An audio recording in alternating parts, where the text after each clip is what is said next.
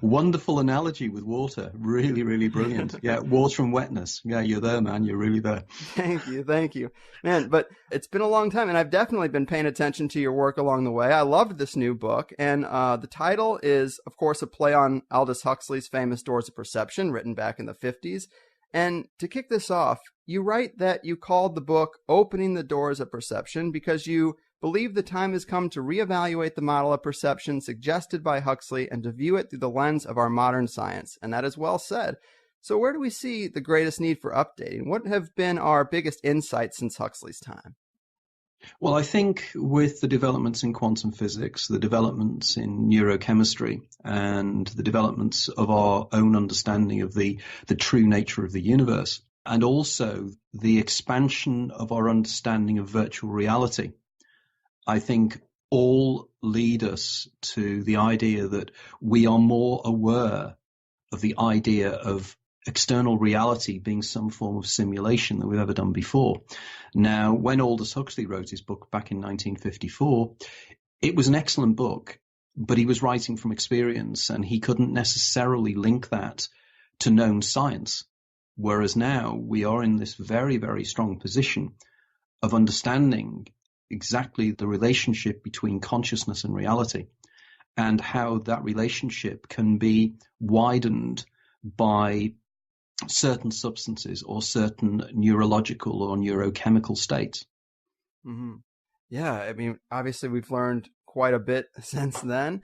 And I mentioned Gnostics in the intro, and you talk about the pleroma quite often in the book. For people who are unfamiliar, tell us about how the Gnostics viewed reality and this pleroma they describe and how that fits into your view.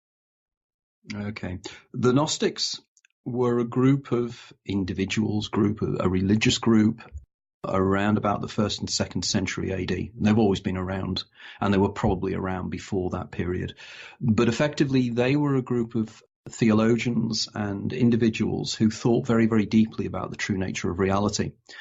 And one of the major issues they had with the belief systems of the time was something called theodicy. And theodicy is why it is that a good God, Yahweh, whatever we want to call him, is willing to accept the existence of evil. The logic being that how could a truly eminently good God create childhood cancer? Or how could he allow evil to exist? And indeed, why would he allow the existence of Lucifer or whatever we want to talk about? Now, at that time, obviously, most people had a religious worldview and a mystic worldview of how reality worked. And the Gnostics concluded, quite rationally, and I'm sure this is a position that most thinking individuals come to at some stage in their life, is that maybe the God that is the God of the Old Testament or even the God of the New Testament isn't necessarily the real God, that there is an existence behind this existence, and that this existence has been created by what is known as the demiurge, the half-creator, Yaldabaoth, and the idea that we are trapped within this a simulated world that keeps us away from the real reality behind the reality.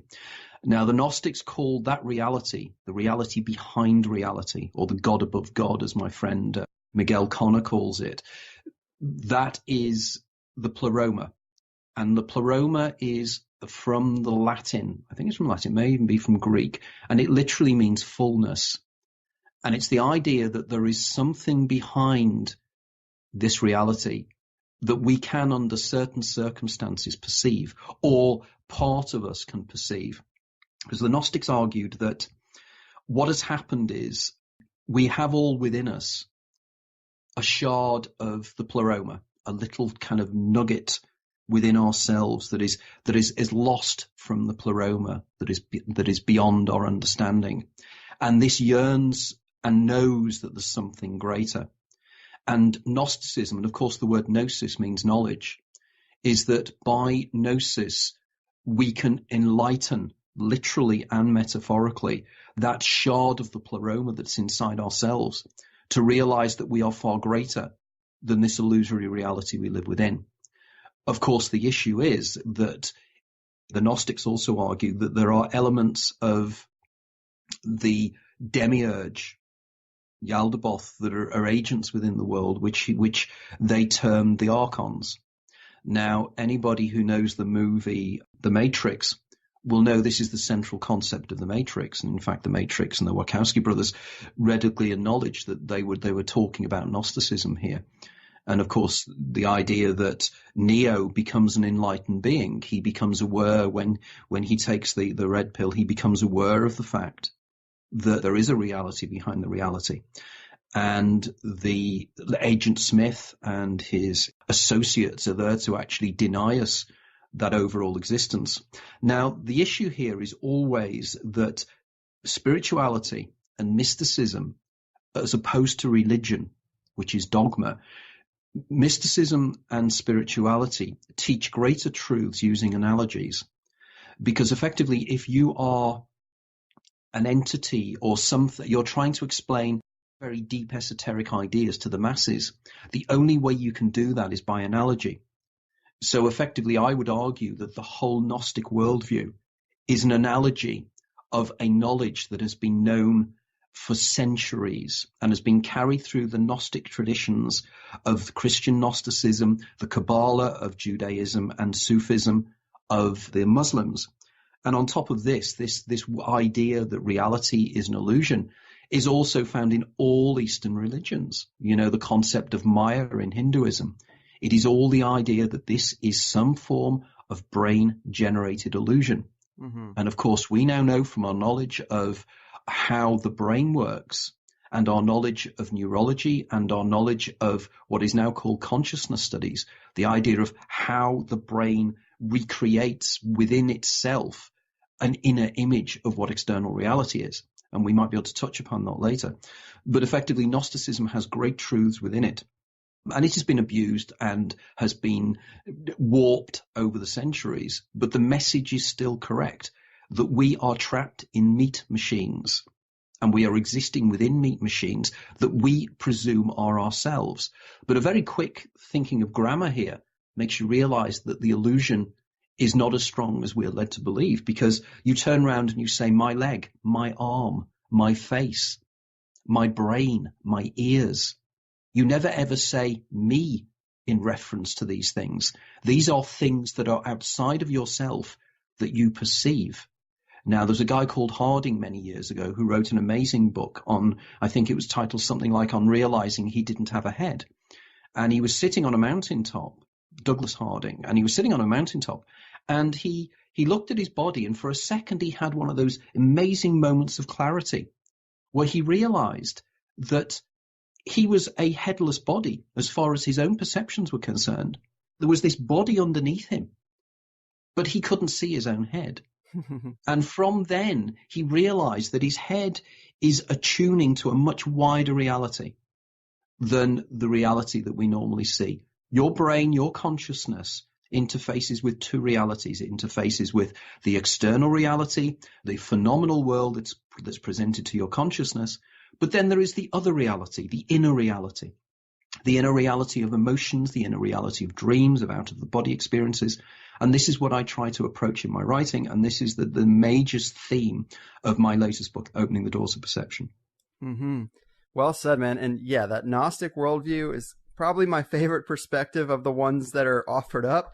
And on the subject of those consciousness studies you mentioned, there are a lot of people in this alternative realm that talk about the examination of out-of-body or near-death experiences. They study psychedelics and entheogen use, but I don't see a lot of people trying to tie in conditions like migraines, epilepsy, and schizophrenia, just to name a couple. That's a big part of your latest book, probably one of my favorite parts. How has this component helped in you understanding the big picture? Totally. I mean, one of the issues that I've had for a long, long time is silo thinking. And the way in which out there are experts, and it's by the very nature of academic study, that what you do is you study into smaller and smaller areas of knowledge. So therefore you become the world's leading expert on, I don't know, the knee function of the lesser spotted antelope or something. Yeah. And effectively you become the world's expert in that. But what you don't do is, because you've specialized to such an extent, you don't have the cross-fertilization of ideas from other worldviews and other areas of research. Now, you can expand that out to say that you could end up studying psychology. But effectively studying psychology, you also need an understanding of neurology and of neurochemistry. And what is happening is that there are very few people out there that are joining the dots, not because they're not deliberately doing so. You know, I'm not one of these people that believe that science is somehow in denial of altered states of consciousness. It's just that scientists run down a certain path, and they effectively, I know from when I was at university in the 1970s, there was the overlay, because I'm a social scientist and I'm a sociologist, and there were areas of what's called positivism, and the idea that the only thing that really exists is physical reality, and the only thing that is the physical material world. Whereas there are other people who argue the material world is just but one aspect of a far broader worldview. But as long as you are denied academic tenure by pursuing areas of ideas that consciousness itself should be studied in greater detail, the very fact that you start to be interested in the further reaches of consciousness tends to cause you problems in academia. And I know this because there are associates and friends of mine who are academics and work in academia. And whenever I meet them for a drink or whenever we talk on Skype and everything else, they will always turn around to me and say about extraordinary experiences they've had. They've had out-of-the-body experiences. They've had near-death experiences. They have perceived aliens. They've seen UFOs. But all these individuals will always say, I can never, ever discuss these things with my fellow academics, purely and simply because if I do so, that will compromise my credibility. And the issue is that they're all thinking this, that all of them are stuck in this materialist paradigm whereby you have to deny the inner life. There is a form of psychology at the moment known as eliminative materialism. And eliminative materialism is the mainstay of most psychology and most neurology. And effectively that is, we do not have an inner life. We are fooling ourselves into thinking we are self-referential conscious beings. Now, believe it or not, that is the status quo, and that is the approach that most research scientists in neurology and social sciences and the science of consciousness studies take. We are fooling ourselves into thinking we are even conscious. Now, just a moment's reflection shows how incredibly stupid that is, because if I am being fooled into thinking I am conscious by my brain, I have to be aware to be fooled. In other words, I can't fool a rock into thinking it's an elephant because a rock is not conscious. In other words, you have to be conscious to be fooled.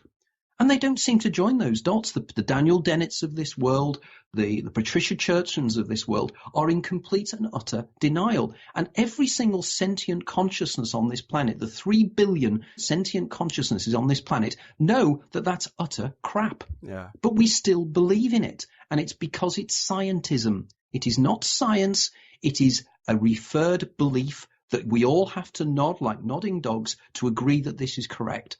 We need to break out of that. And what I'm trying to do is, in my work, I discuss everything from neurochemistry to neurology to Gnosticism to quantum physics to the latest research in terms of consciousness studies.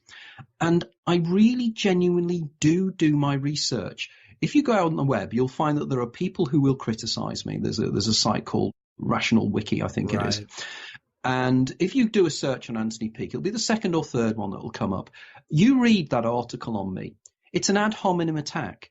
There is nowhere in that article it criticizes even vaguely my understanding of quantum physics, my understanding of neurology, my understanding of neurochemistry. The reason it doesn't is that my understanding of these subjects are pretty damn watertight. So in other words, if you read my books, you will find that every single reference I make, and I mean every single reference, will have a reference number. And that will refer you at the back to an academic article or an article written in a scientific magazine. And it will give you the opportunity to read back to the peer-reviewed analysis that's being done. I believe I'm probably the only writer in this field that is doing that. And I scare them shitless because I scare the hell out of them, because it's so easy to dismiss these weirdos who say that they're channeling information from the planet Tharg, that they're ascended beings, that they're, star seeds and all that nonsense. Oh, I know. They're very easy to attack, and they love attacking them because they're easy to attack. I'm not. Mm-hmm.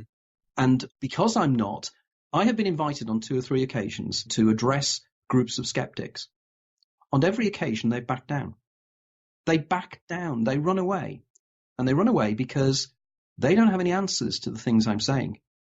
Because I am a skeptic. I'm a skeptic by background. I used to be a reader of the Skeptical Inquirer. I read all the skeptical books. I know all the arguments the skeptics use, so I can throw their arguments back at them. Mm-hmm. Yeah, man, your work is definitely well sourced and pretty ironclad. The gatekeepers of monoculture, they're going to do what they're going to do, but it seems like you're definitely passing them up. And something I've been interested in lately is the similarities between modern encounters with the Greys and old stories of fairy folk and little people. And I was really psyched to see that your book brings this up when you talk about this Charles Bonny syndrome, which was completely new to me. Maybe you can talk to us about that a bit and, unfortunately, your mother's experiences with it. No, absolutely. I have been heavily into ufology since 1966, which is a million years ago and way before a lot of the listeners out there were even born. And I have been studying ufology for that whole period. And it has always intrigued me as to the cultural aspects. And when I was at university, I studied sociology. I studied the sociology of religion, the sociology of belief. So I am qualified in raised commas to discuss these things because, I've written extensively in academic stuff about this kind of material. Mm-hmm. And it is interesting to note that the idea of other entities and little creatures and little beings is in every culture right across the world. And it has been recorded since recorded writing, so effectively it goes back an awful long way. Now, I came across a book called Project Trojan Horse by John Keel that was written, I think, about 1969, 1970, and then followed on by the fantastic research of a French ufologist called Jacques Vallée, mm-hmm. who wrote a book called Passport to Magonia. Now, if you read particularly Vallée, and also a guy called Brinsley Le Portranche, who's a very little-known Lord Clancarty, who was an Anglo-Irish lord who wrote a book called The Sky People way back in about 1963, which was an amazing book. But effectively, what these guys are arguing and what Vallée is arguing is that the UFO phenomenon is closely tied to our own psyche. We're dealing here with archetypes. We are dealing here with Jungian archetypes. In fact, Carl Gustav Jung wrote a book about UFOs and about the archetypal nature of UFOs and UFO entities. Now, I'd followed this through for many years. And funnily enough, breaking news, you may be interested to know that the new book, Opening the Doors of Perception, my publisher, Watkins, are so stunned by this book, they've already paid me in advance to write the sequel. Boom. And that to me in my writing career is unknown. The book has only just come out, and before the book came out, they'd already said, we want you to write a sequel on this book. And the sequel will be Through the Doors of Perception. Mm. So it will be dealing with these issues. But going back to the idea that they are archetypes in some way, the story gets very, very strange because it involves my own mother. And around about 4 or 5 years ago. Now, the background story is my mother lost her eye with malignant melanoma in her mid-50s, and she started developing glaucoma in her good eye. So effectively, she's partially sighted. And she's a widow, lives on her own, or used to live on her own, in a house in a little place called Bromberpool Village, which is on the Wirral Peninsula near Liverpool. And she was traveling home to the village, walking onto the village with my aunt, my father's sister. And my aunt stopped to tie her shoelace. And my mother phoned me up this evening because she was so disturbed by it. As my auntie stopped, my mother looked over my auntie's head and saw in the sky what she described as being a cloud of smoke circling around itself. And I just noticed smoke a little smoke, which is your Higherside Chats thing. As I said, smoke, nice little bit of synchronicity there, I think. Yeah. And she said it started to swirl around itself and turn into a disc shape, and then suddenly shot off at high speed towards North Wales. So effectively to her left-hand side as she was looking at it. She phones me up and she says, I'm not sure what I saw there. Now, my mother doesn't know anything about UFOs. She has never been shown any interest in my UFO books or anything. So I genuinely know this is just not something in her worldview at all. She describes this, and I said, Mum, it was just your eyesight. You probably saw something peculiar. I leave it at that. And about 2 or 3 days later, she phones me up one morning and she's in absolute hysterics. She lives on her own. My aunt had gone back, and she woke up in the middle of she described that she woke up in the middle of the night, and she swore blind that she had closed her bedroom door. She woke up and she was in a state of sleep paralysis, REM intrusion, whereby, you're asleep, but you're awake at the same time. And because your body, when you are in these states, paralyzes yourself to actually stop yourself damaging yourself, it's a phenomenon known as REM intrusion.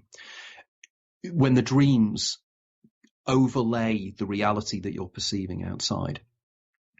And she said she was looking towards the door of the bedroom, and the door was partially open. And she thought to herself, why is the door open?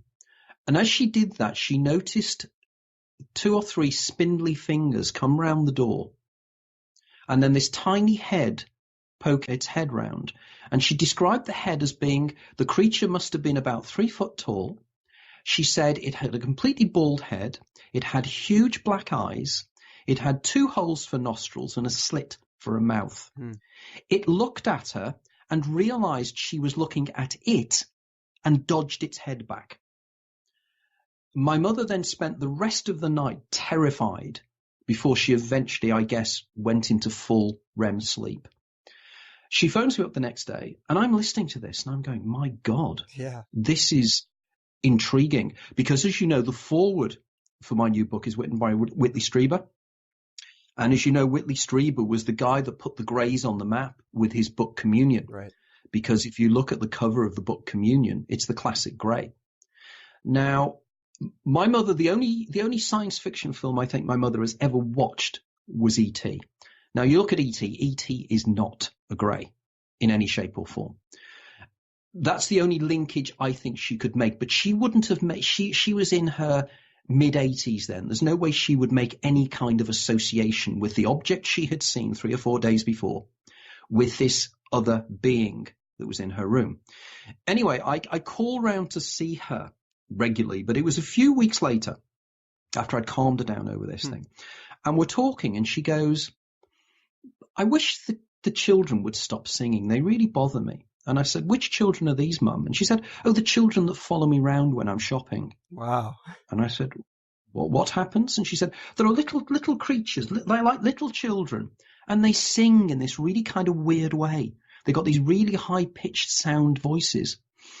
And I said, Mum, where do you see them? She said, I see them when I'm shopping, and I see them in the house. They're in the house.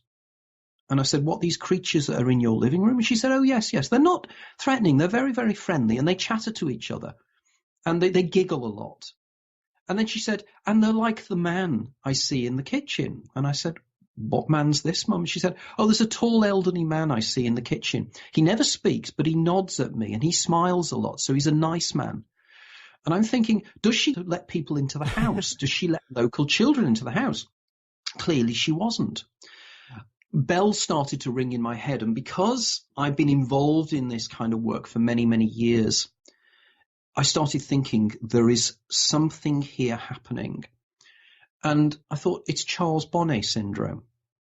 Now, Charles Bonnet syndrome was discovered, curiously enough, by a guy called Charles Bonnet. It's fascinating, isn't it, how these people have discover things that subsequently you discover are the same name as them. It's like Einstein's theory of relativity. How did Einstein discover Einstein's theory of relativity?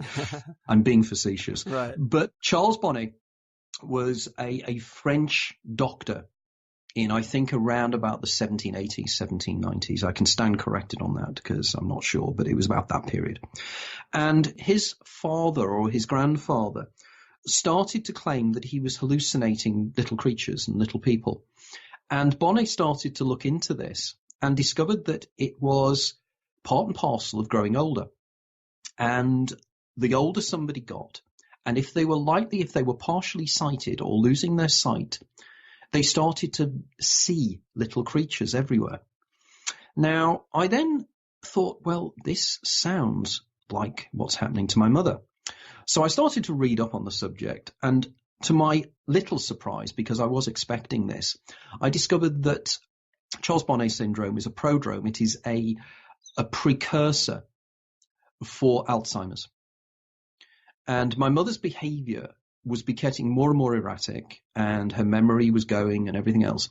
So I came to the conclusion that she was developing Alzheimer's. But of course, I'm a layperson. And, I needed to get assurance on this. So I took her to her doctor, and her doctor had never heard of Charles Bonnet syndrome. Why should they know? Why should they know? And to be reasonable, why should they know? But with an aging population, you would think that more and more doctors should be aware of this psychological state, because it is a way of early diagnosing Alzheimer's. Because we subsequently discovered she did have low cell Alzheimer's. And she was diagnosed with the Alzheimer's, and it became progressively worse. And she's now literally catatonic. Now, the curious thing about this is that my research into Charles Bonnet syndrome, and there's a whole chapter on Charles Bonnet syndrome in the new book, is that Charles Bonnet syndrome is also experienced by young children. And it is also known as the mythical friends. The way children, there's a monster under the bed, or they see fairies, or they see entities. This is the same thing. So young children have it, and elderly people have it. Now, what is this telling us about the way in which we develop as we get older? And I then started to read up, and I found that Charles Bonnet syndrome is also experienced by individuals who suffer from classic migraine. Now, I'm a classic migrainer. I've never ever seen little entities, but I have the aura state, and I have everything which we can touch upon later. But I discovered that there are writers and individuals who into their 20s and 30s seem to carry forward the seeing of mythical friends or imaginary friends into their post-pubescent period. Because, of course, most children lose this, usually at 8 or 9. But definitely by the time they get into pubescence, they stop. And I think I know the reason why this happens, which we'll touch upon later. And it's to do, in passing, with the corpus callosum in the brain, which is the thick body of fiber that holds the left and right hemispheres together. The neurons in that area, up into the ages of 6 or 7, don't have myelination. And myelination is actually insulation of the neurons in the brain, which effectively means that the right and left hemispheres of the brains of children do not communicate, which effectively means they are bicameral, which means that they either exist in their dominant or non-dominant hemispheres, which opens up, I argue, for the doors of perception, which we'll touch upon later. But with people with classic migraine, you find that they see, many of them do, they see little children. And there's an American writer called Siri Husfeld, and she still experiences Charles Bonnet syndrome, and she's now in her 40s. And she describes in her books what she sees. And one incident she describes is uncanny. She was sitting on her bed, and suddenly through the door of her bedroom was a little farmer, about 8 inches tall, with a little cow. And he's pulling the cow. And the cow is responding and pulling back at him. So he gets a stick out and he beats the cow. And as he does so, a little police car comes round full of little police officers who get out and arrest him, push him into the police car and drive out. And she's sitting there watching this. And this hallucination, for in raised commas, is out there in 3-dimensional reality. Now, this phenomenon is known, and before people think I'm making this up, I strongly advise you read the book Hallucinations by Oliver Sacks, the late Oliver Sacks. And Oliver Sacks is one of the most fascinating writers on extraordinary psychological, neurological experiences that people have. He wrote a famous book called The Man Who Mistook His Wife for a Hat. Wonderful, wonderful title. And it literally was one of his patients was suffering from agnesia and various other problems. And he literally thought his wife was his hat. So he tried to pick her up and put her on his head. Okay. And he has a whole chapter in his book Hallucinations on Charles Bonnet syndrome. And in this chapter, he discusses in great detail the things I have discussed in greater detail in my book about elderly people and the way Charles Bonnet syndrome seems to start developing. Now, I believe this is because old age and youth, it being an infant, are directly related. And that as an old person, have you ever noticed with old people, as they get older, they become more childlike. Mm-hmm. They start to look more like a child. My mother, I've watched my mother go in reverse from being a woman in her 70s, being very fit and active and very, very bright, to becoming more like a child and even more like a child, till now she's virtually a fetus. She's curled up in bed, she's tiny, she's in a fetal position, she doesn't move, she doesn't communicate, just like a baby does. And I believe this is because when you die, you go back to being reborn again. And everything psychologically, you are developing and going back down into childhood, into infancy. And then you get reborn again in the start. And of course, in my books, I've discussed this in great detail.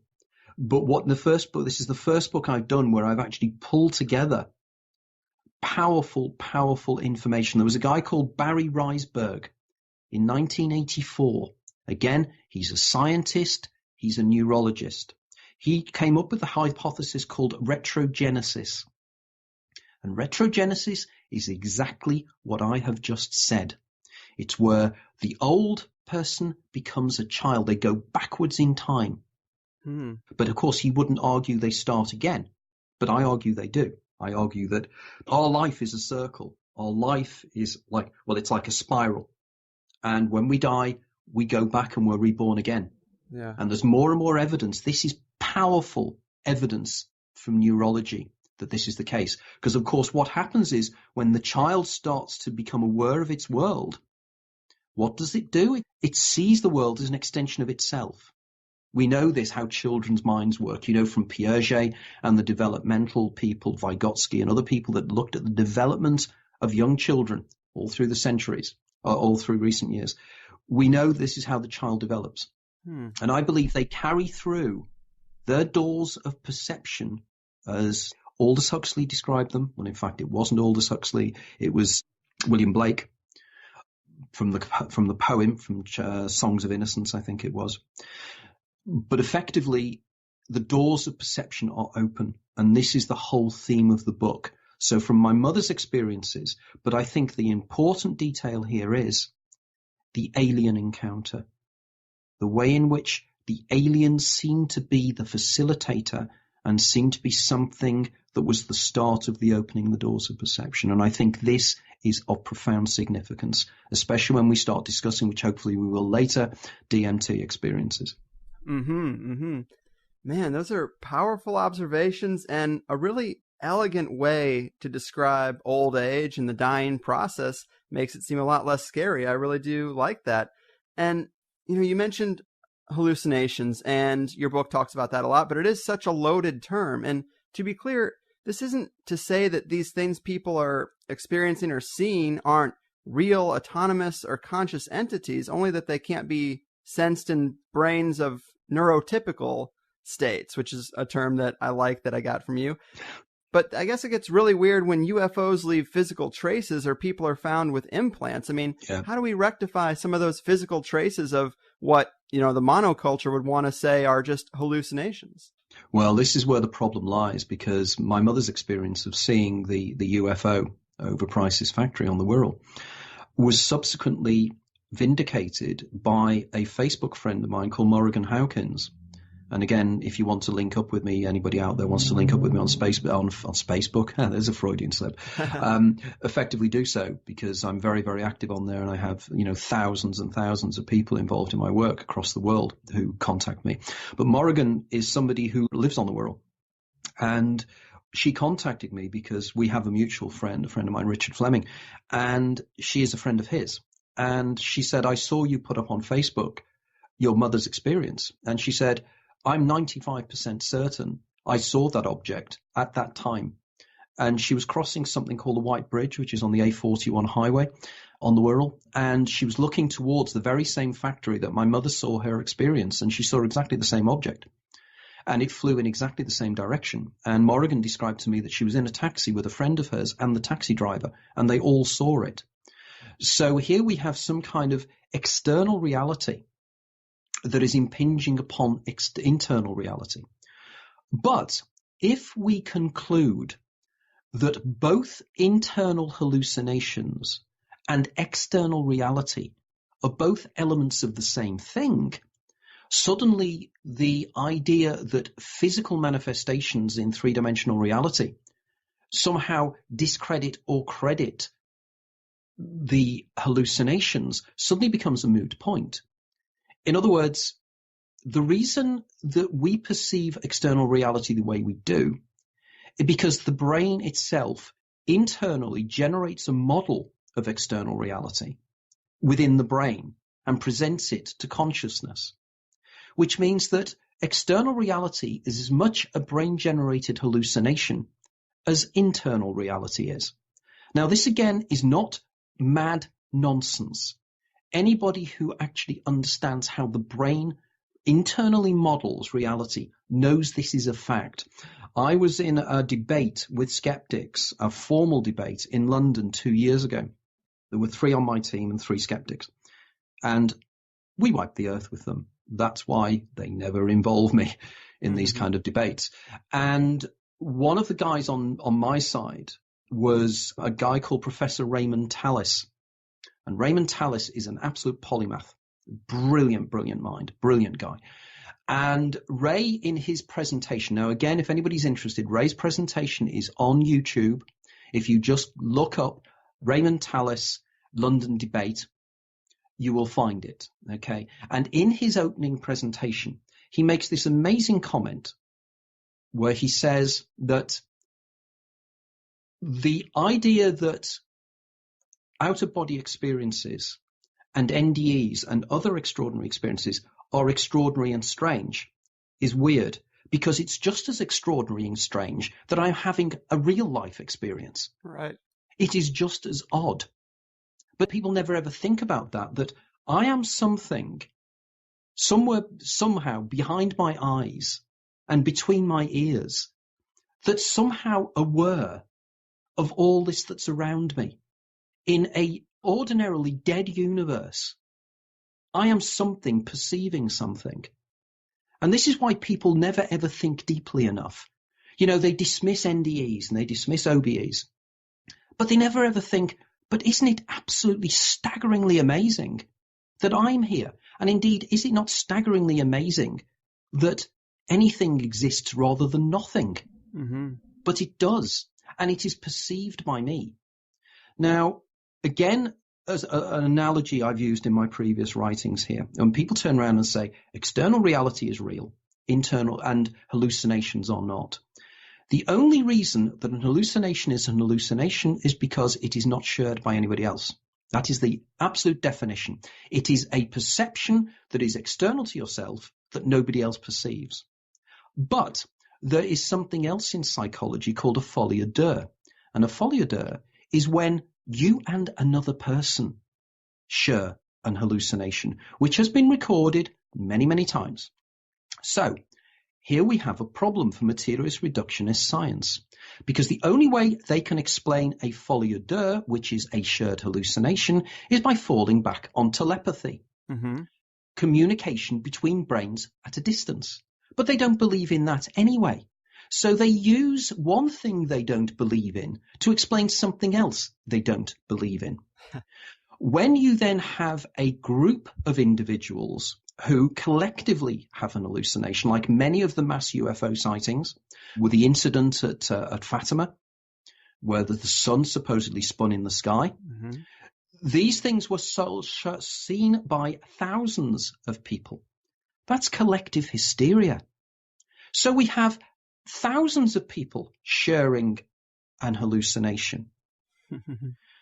But if thousands of people can share an hallucination, why is external reality similarly not an hallucination? Because the only reason I believe that external reality is real is because other people correspond and agree with me it is consensually real. It's actually a term called consensual reality. We consent to the fact that we see the same things. But clearly, collective hallucinations destroy that argument. Right. So there are researchers in recent years, there's a couple of guys many, many years ago, came up with a book on hallucinations. There's a lady called Celia Green and her associate, I think it's Christopher or Colin McCreary. And they came up with something called a metachoric model of perception. And the metachoric model is simply this. Everything is an hallucination. Everything. And to me, that makes eminent good sense. Absolutely. I agree. And maybe we should throw dimethyltryptamine in here a little bit, because you could consider it a bit of a clue that I've heard other researchers suggest that because the alien abduction phenomenon and UFO sightings seem to repeat with people, they seem to be multi-generational. I've heard some people equate that to the reasoning being that maybe it's because of a hereditary DMT dumping condition of some kind, or some kind of chemical issue. What are your thoughts on that? And maybe, also what role does dimethyltryptamine play in the big picture? Okay, well, the things we have to discuss here is that there will be people out there who will be believing that some people know that DMT, just an explanation, dimethyltryptamine is the most powerful hallucinogenic substance probably known to man. The most powerful one thus discovered. It's in nature, it's in plants, it seems to be everywhere. It seems to be unusual to find places where it's not. It's been found in the cerebral fluid, in the back, in the spinal cord. It's been found in the liver, and I think it's been found in the lining of the stomach. But educated people will counter the argument and say, yes, that as it may be, but it's never been discovered in the brain. It has been discovered in the brain. It's just that people don't know about it. And the reason being is that I think this discovery has caused incredible problems with the deniers of the greater reality. 2014, I think it was, there was a paper published by a lady called Jimo Borjigin, who was at the University of Michigan. And she's been researching the brains of rats. And she did some tests on rats that year. And she found inside the pineal gland of rats dimethyltryptamine. The rat's brain is a mammalian brain. It is evolved in exactly the same way as the human brain has evolved. The reason that they do experiments with rats is because the the way the brain communicates with a rat is incredibly similar to the way the human brain comes about.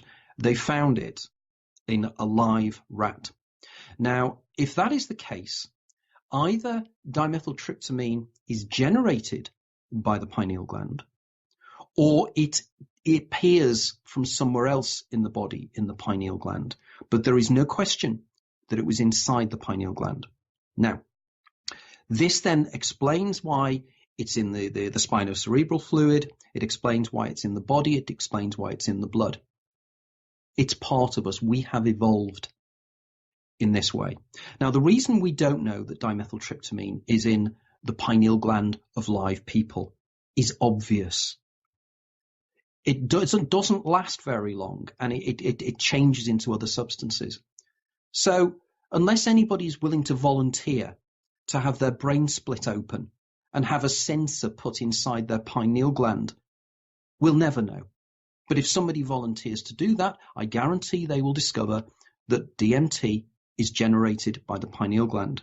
There is lots of supporting evidence for this. For example, there are things called the TARS receptors, the trace amine associated receptors.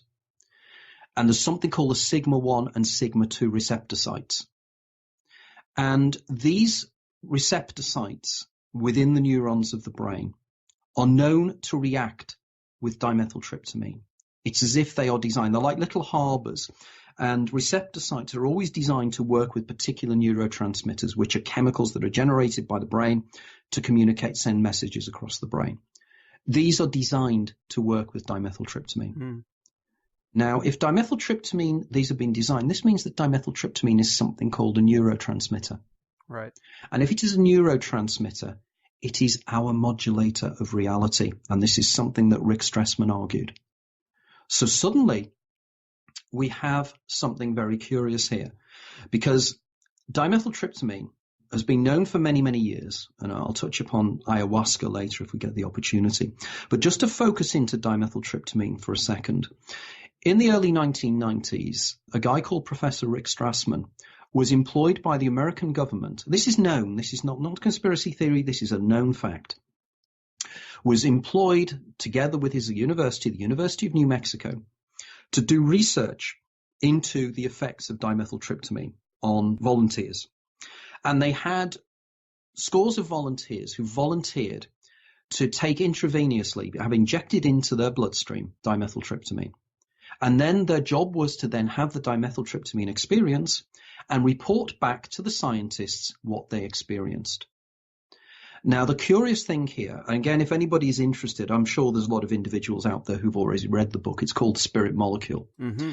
But Rick reports, as he would do in a scientific way, the reports that the individuals gave.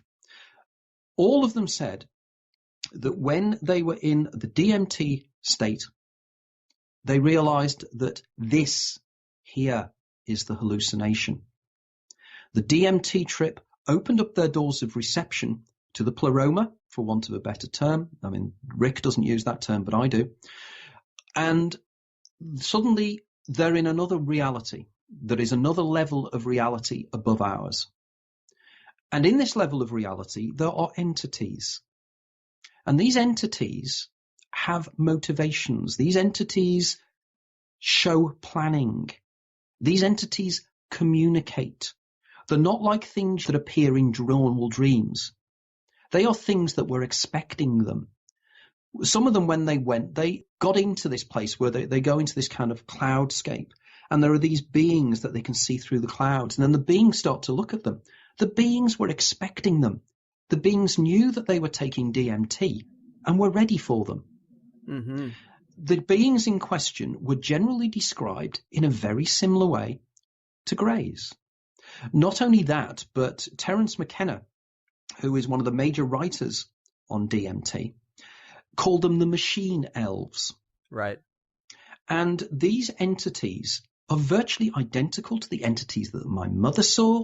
They are identical to the lots of entities that people see in out-of-the-body experiences, people who in remote viewing, and people who are abducted with UFOs. Now, the weird and rather disturbing thing about this, and it will be the feature of my new book, is what are they up to? Because they seem to be experimenting. Because again, these individuals during the DMT trips recorded really awful things being done to them. Now, what is significant here is that there can be parallels drawn here to shamanic traveling. Because when people shamanic travel, they meet entities when they shamanically travel.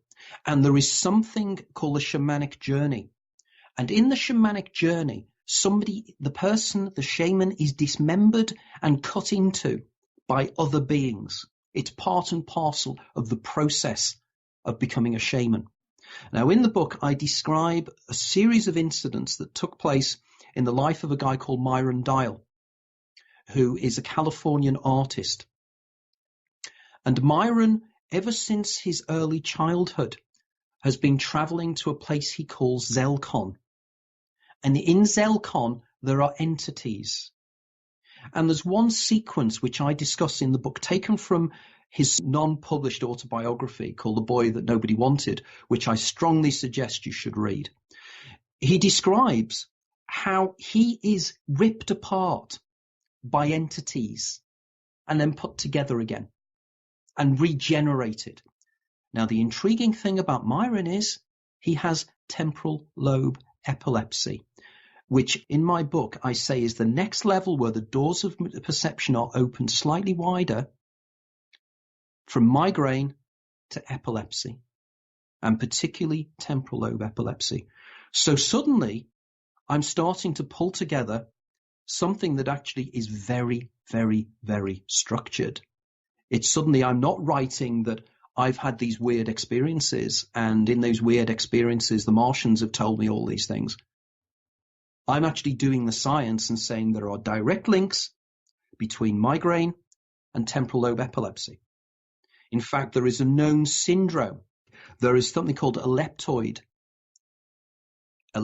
migraine, where individuals, you cannot tell the difference between a migraine aura and a temporal lobe epilepsy aura. So these are people who the door looking into the pleroma is starting to get wider and wider. Now, I argue with Myron, and he's in agreement with me on this because I had to be sensitive about this. Because I said, Myron, I think you have more than epilepsy. I think you have elements of schizophrenia. And there's this something called SLPE. It's schizophrenia-like psychosis of epilepsy. And this is the borderline between epilepsy and schizophrenia. And schizophrenia is when the doors of perception are blown off. And schizophrenics see the pleroma and are the entities, whatever they are coming through, and they are part of their hallucinatory life all the time. And it drives them mad. Man, it's just mind-blowing stuff. And you know, the first part of everything you said before you got to Myron's experiences describes what I experienced to a T, especially the element that you're transported to a foreign environment, for lack of better terms, and you instantly know that it's a familiar place that is more real than your everyday reality. And you can't explain to a skeptic or to a non-experiencer what that feels like. I mean, it's like saying, it hurt when you stabbed me with the pin. Well, how do you know it hurt? Because I felt pain. I know it hurt. I just know it did. Yeah. And that's how the feeling is. You know it's strange, but yet incredibly familiar. And if I hadn't experienced it myself, I mean, that morning I woke up an atheist. I went to bed not knowing what the hell was going on. But amazing stuff, man. We got through about half the questions I had for you. We'll have to do this again sometime. No, absolutely. Anytime, Greg, you want to do it again, I'm more than happy to do. You're a great interviewer and you know your stuff. Thank you, man. And you do your research. You actually give me the honor of reading the book, which is important. Hosts only have a couple small jobs, and that would be one of them. But, you know, the rest of the world makes it easy for me, I guess. So thanks again, man. One thing I did take away from you, I've been a fan of your work since we first got familiar. You were actually the guest on my 21st show ever. So I appreciate coming on at such an early stage. And you talked about the lucid light device, and you made me aware of that. And I was lucky enough to experience one when it came through town. So I'm always going to owe you that, because that was... Okay. Have you got time to tell us about your experience with it? I mean, yeah. To be honest with you, it was a little... because they had a dial on the machine, and it had 10 stages, and they said, we can dial up the intensity as much as you might like. And on 10, they had the label DMT. And I said, well, you know, I've done DMT. I've done several hallucinogens. Let's just go for it. I'm here. I'm not going to see this again.